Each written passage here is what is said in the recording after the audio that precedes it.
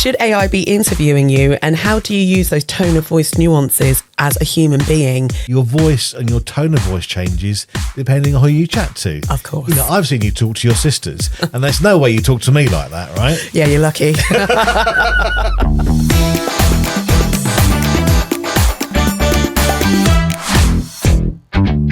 Welcome to Land and Deliver, where we help you to land your message and deliver it with impact.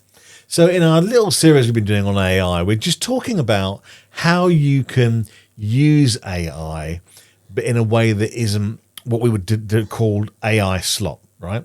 If you're using it, we're going to show you how you can start to get AI and use it in writing in your tone of voice, because that's been really difficult, hasn't it, to do that? And I think the question to ask, Darren, is if everyone is using AI to write, documents, emails, proposals, presentations, and more, how can you make it still sound like you and not just a kind of rip and read, copy and paste version that could be anyone? We are humans. We all have our unique ways of saying things, how we express ourselves, how we explain certain situations and dynamics.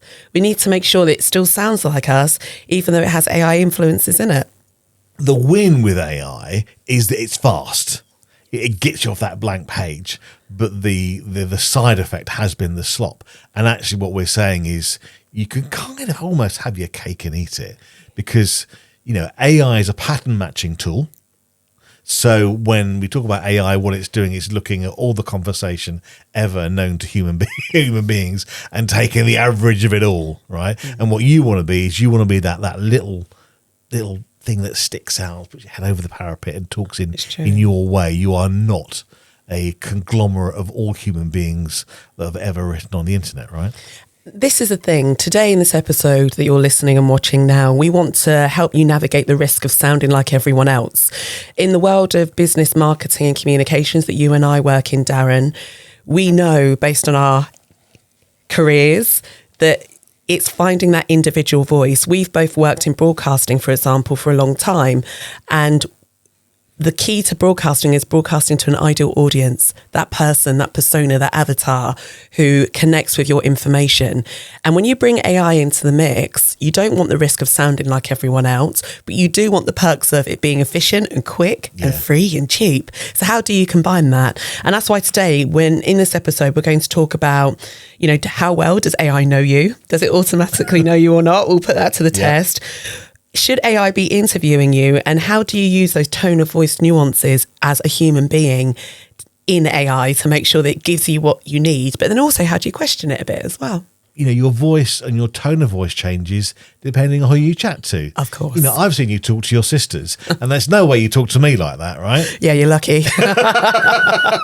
But and so AI needs to know that kind of stuff. It needs to know the environment, and we're going to tell you how to do that, because we've developed a document that you can put into AI that you can then use to train it to talk more like you. Indeed. The tone of voice document that comes with this episode is going to really help you, because we may be on different journeys with how we use AI. Some of us may be just dipping our toe into the water.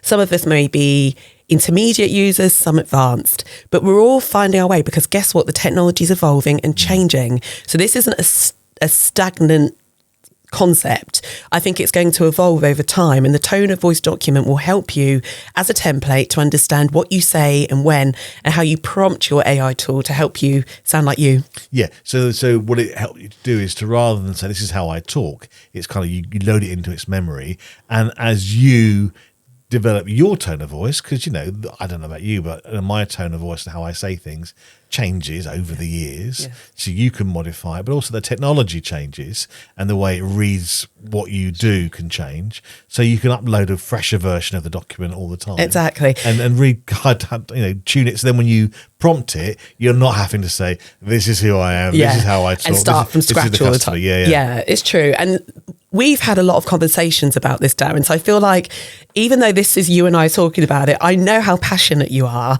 about this topic and how much you've been experimenting from the very early days of AI. So tell me, how well does AI automatically know you or Joe Blogs or Jane Smith? How well does AI know us? Absolutely nothing. So essentially, if you think about, I don't know, he's grasping at a really bad analogy, the sea, right? Okay. You look at the sea, you see a few ripples, and it's blue-ish, depending on what country you're in, right? But it's not. It's full of salt. It's full of fish. It's full of, different temperatures. But gradually, we will say the average sea temperature is X, but it's going to be very different in South Africa in the summertime, or in Venezuela in wintertime.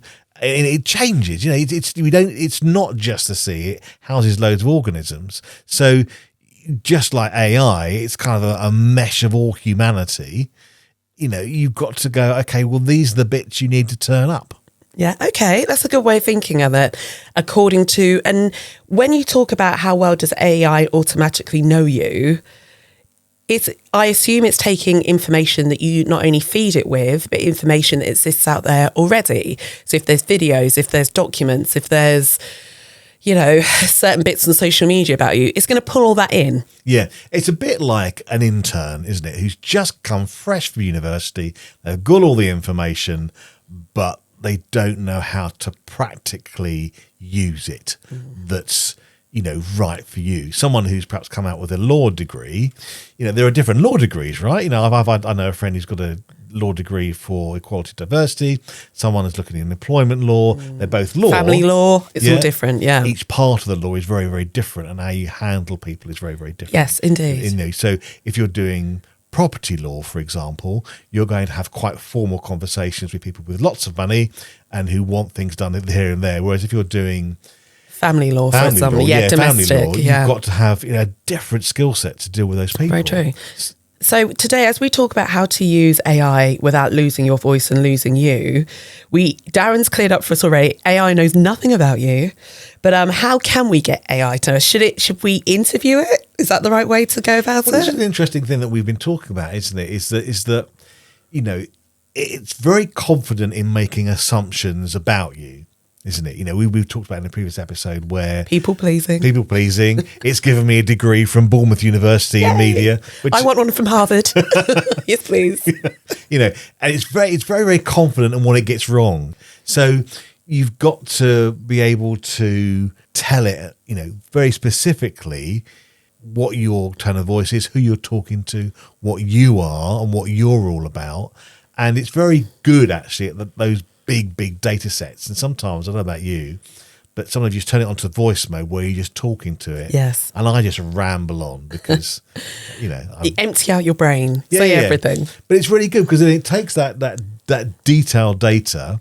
And sometimes, when we're having a chat, I remember when we were thinking about doing this podcast originally, we were sat up in that summer house and we had the most wonderful chat. If we recorded it was so much detail there. Could have been an episode, really. Yeah. But our knowledge and working through media and different customers and clients, all the rest of it, it's very, very rich. And AI loves that. And it goes, okay, I've got this training data on average, but you're telling me you want these bits. So I'll go off and find similar bits of people who have done the same as you, and it starts making that richer.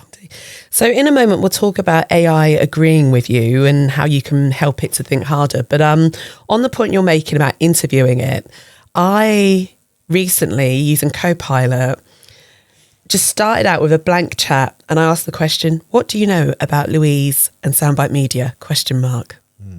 And it came back and said absolutely nothing. Really? That's rude. I felt my ego was dented.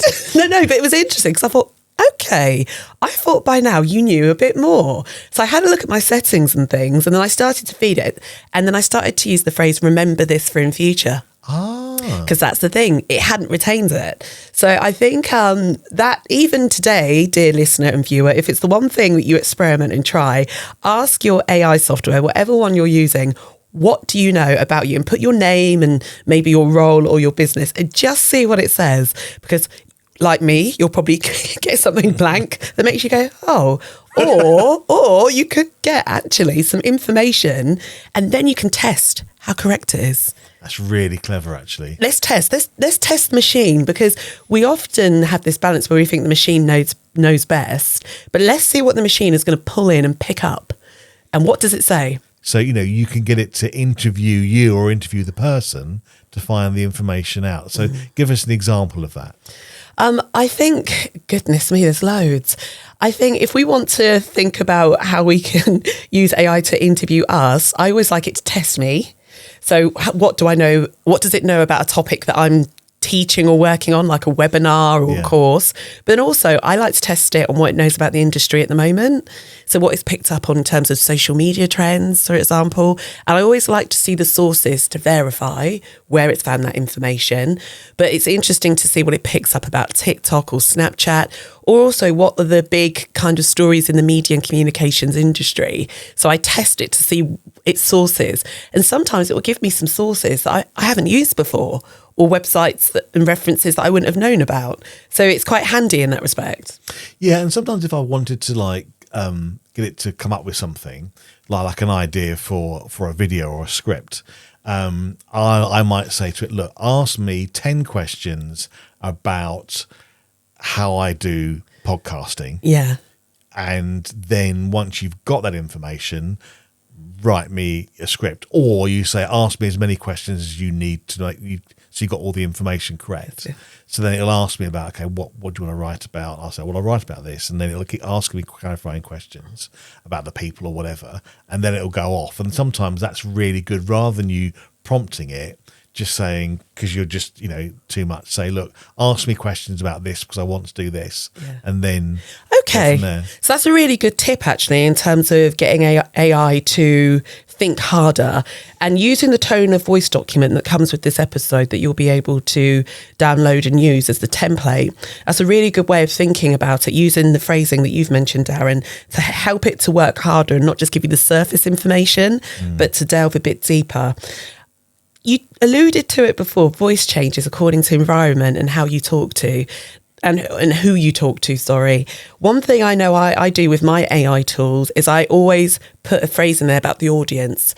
Yeah. So create this based on talking to a teenager, or create this talking to a business owner who's overwhelmed, stressed, juggling.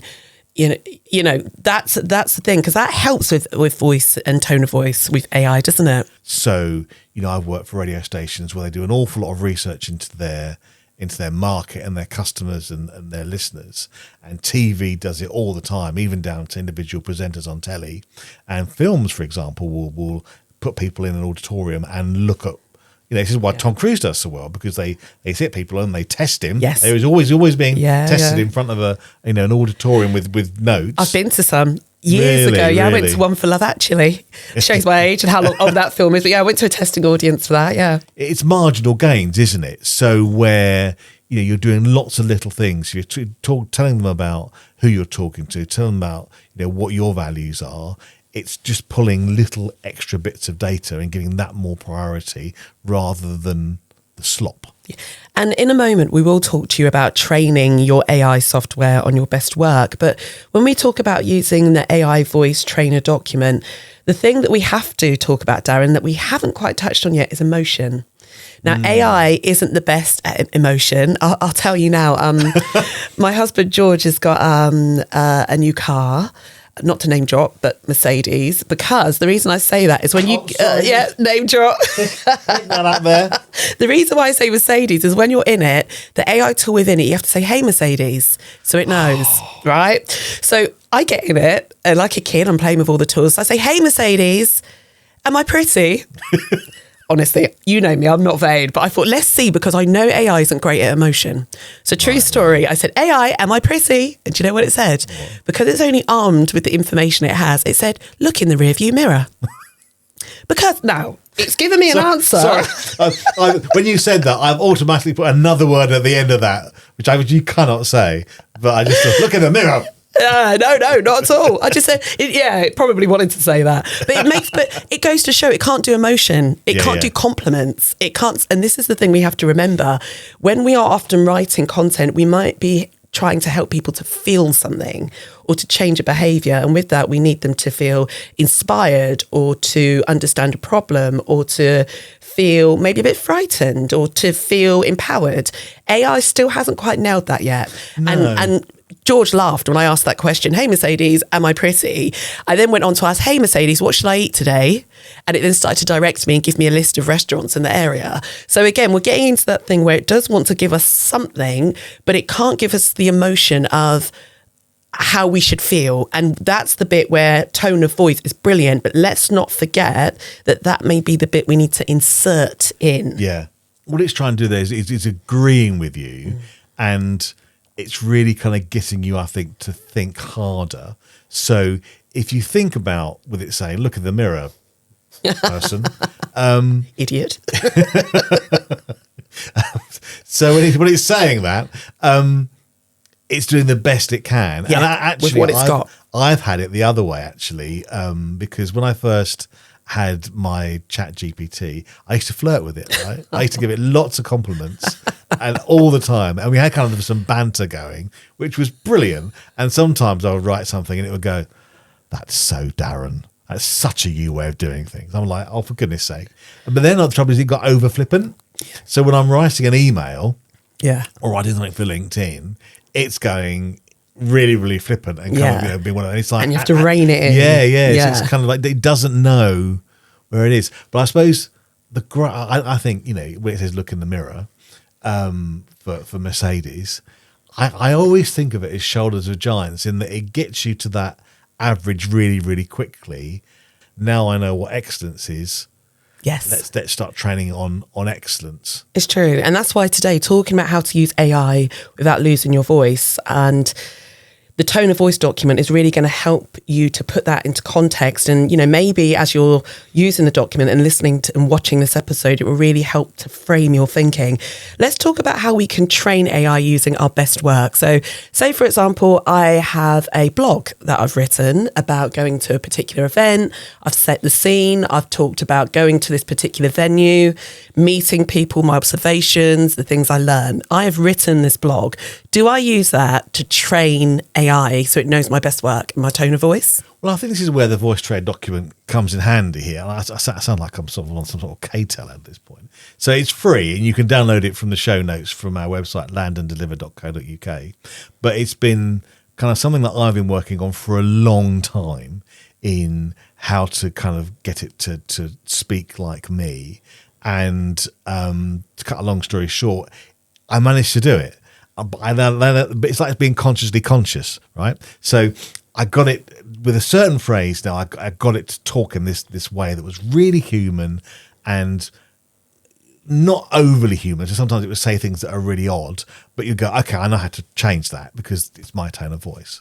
So, but it did it really, really well. I could give it a phrase and it would give me this wonderful piece of work that is an AI slop.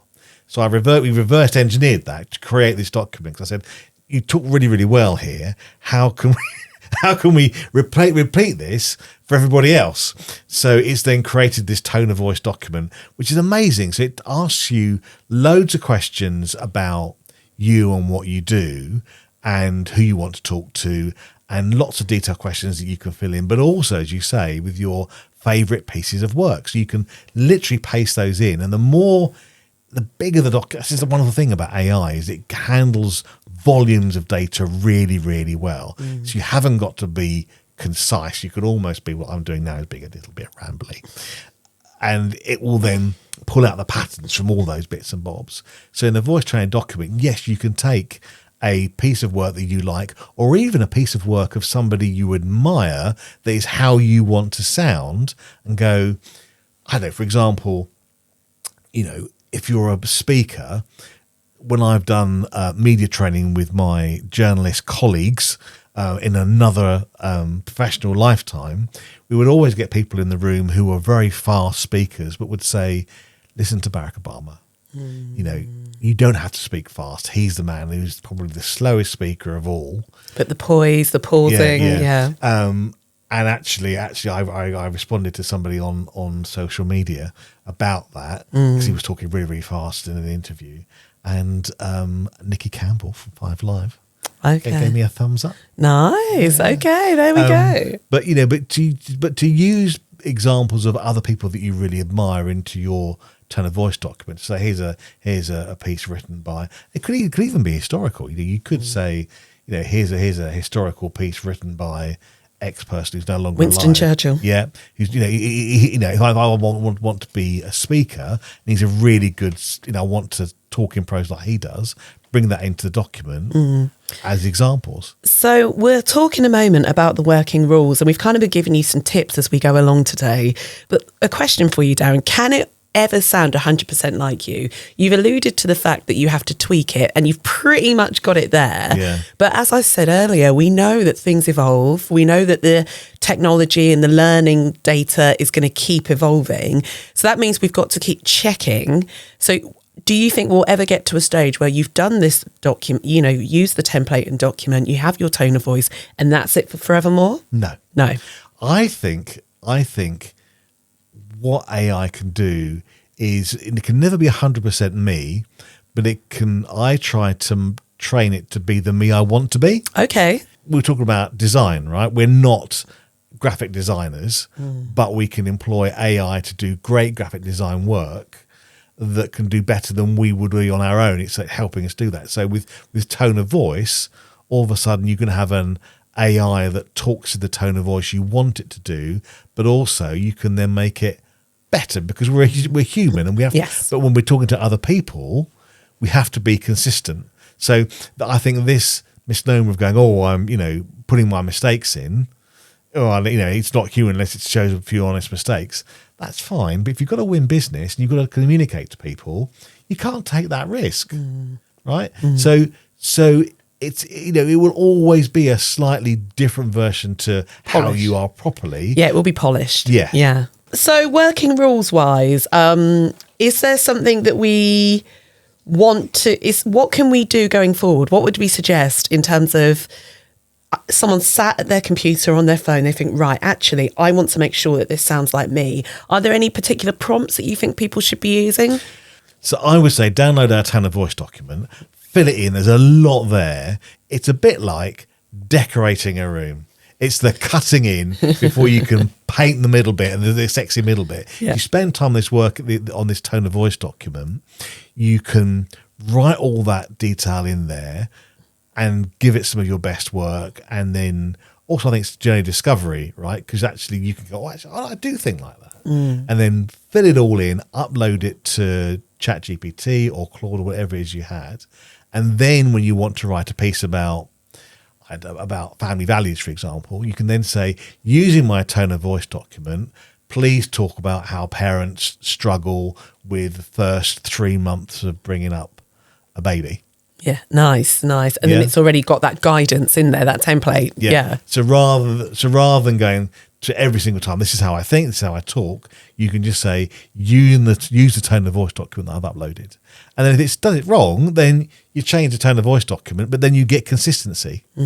Yeah. Every single time, because it's looking at that one piece of information all the time. That's a brilliant tip. The consistency element is certainly something that, because we know repetition is key for communications. So the consistency element is certainly, if there's nothing else you take away from the episode, that is certainly going to be a key point for you going forward with the tone of voice document.